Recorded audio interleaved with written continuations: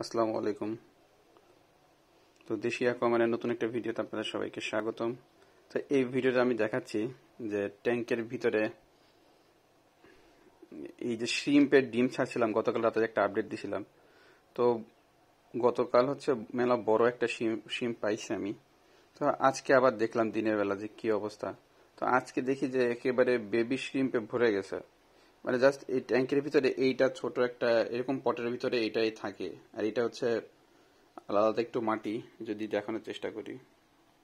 এই ট্যাঙ্কের ভিতরে এইটুকু মাটি থাকে আর এইটুকু এরকম, মানে ট্যাঙ্ক বলতেছি, সরি, এই পটটা।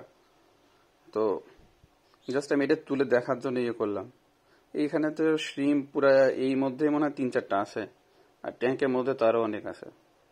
এখন আমি বুঝতে পারতেছি না যে এটা দেখে আমি খুশি হব নাকি কষ্ট পাবো, বা তাহলে হচ্ছে আমার তো ওই ট্যাঙ্কে আবার খলিশার যে ফ্রাই ওগুলা আছে।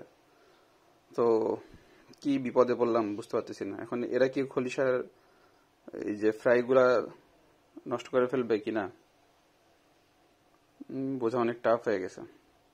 তো যাই হোক, একটা আপডেট দিলাম আর কি, দেখি পরে আবার জানাবো কি হয়। জাস্ট এগুলো কিন্তু আমি কোন শ্রিম্পের থেকে হয় নাই, এগুলো আমি এক শ্রিম্পের ডিম দিছিলাম খাওয়ার জন্য খলিশার ওই ফ্রাই গুলারে, ওইখান থেকে এই মাছগুলো হয়ে গেছে। চিন্তা করা যায়। যাই হোক, ফলো করে সাথে থাকুন, নেক্সট আপডেট আমি জানাই দিব কি হচ্ছে না হচ্ছে।